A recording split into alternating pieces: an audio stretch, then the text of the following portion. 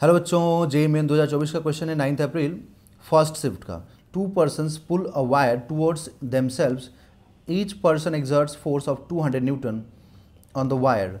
Young's modulus of the material of the wire is y is equal to uh, Young's modulus of material of wire is 1 into 10 to the power 11 Newton per meter square. Original length of the wire is 2 meter and the area of cross section is 2 centimeter square. The wire will extend in the length by micrometre में पूछ रहा है कितना से extend होगा, extension कितने से होगा।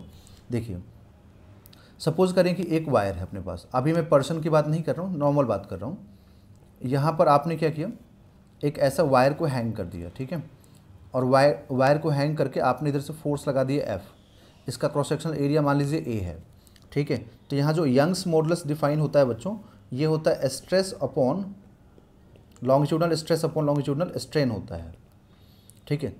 एंड स्ट्रेस क्या लिखते हैं, तो स्ट्रेस लिखा जाता है फोर्स पर यूनिट एरिया, ठीक है। स्ट्रेन होता है change in length upon original length, ठीक है। तो यहाँ से सिंप्लीफाई करें तो force into length upon area into change in length हो जाएगा, ठीक है। ये फॉर्मूला आ गया।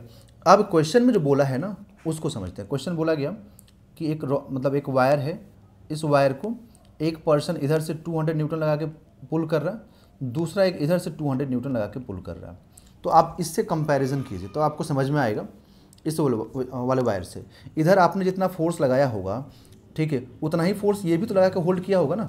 इस वायर को कौन होल्ड कर रखा है, इस सरफेस ने। तो इस सरफेस ने कितना फोर्स लगाया होगा, अगर आपने एफ लगाया तो ये भी तो एफ लगा के उसको रोका होगा, ज़्यादा फोर्स लगाया नहीं होगा, इक्वल एंड अपोजिट फोर्स, ठीक है। तो उसी टाइप से यहाँ पर क्या होगा कि दो पर्सन ने फोर्स लगाया है, तो एक पर्सन का जो फोर्स होगा ना ये वाला, ये होल्ड करने के काम आ जाएगा। दूसरा पर्सन का जो फोर्स होगा 200, ये इसको पुल करने के काम आएगा, क्योंकि आपको होल्ड तो करना ही पड़ेगा ना एक साइड से।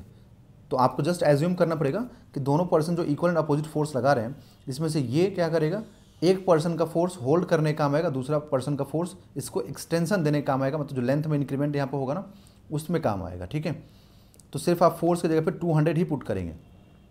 तो y हम लोग को दिया हुआ है 1 into 10 to the power 11, force हो जाएगा 200 न्यूटन, ओरिजिनल लेंथ 2 हो जाएगा, दिया हुआ है, मतलब cross sectional area 2 centimetre square है, तो इसको मीटर में कन्वर्ट करेंगे तो 2 इंटू 10 टू द पावर -4 हो जाएगा।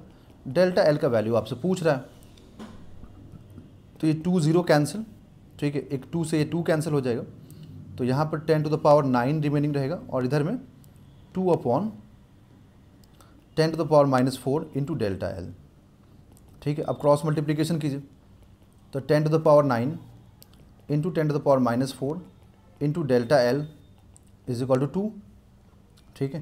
तो ये भी कैंसिल होगा, तो delta L is equal to आप क्या लिखेंगे, तो delta L is equal to 2 into 2 upon ये यहाँ पर कैंसिल होगा, क्या बचेगा 10 टू द पावर 5 रिमेनिंग रहेगा, तो यहाँ पर 10 टू द पावर 5 आ जाएगा, ठीक है। तो ये हो जाएगा 2 इंटू 10 टू द पावर -5। अब इसको तो माइक्रो में चाहिए ना अपने को, तो माइक्रो में अगर चाहिए तो हम क्या करें, तो 10 से मल्टीप्लाई करें और 10 से डिवाइड भी करें। तो 10 से मल्टीप्लाई करोगे तो 20 हो जाएगा, और डिवाइड करोगे तो ये 10 टू द पावर -6 हो जाएगा, तो यहाँ से आएगा 20 माइक्रोमीटर। तो यहाँ पर आपको पुट करना होगा आंसर 20, तो इसका आंसर होगा बच्चों 20।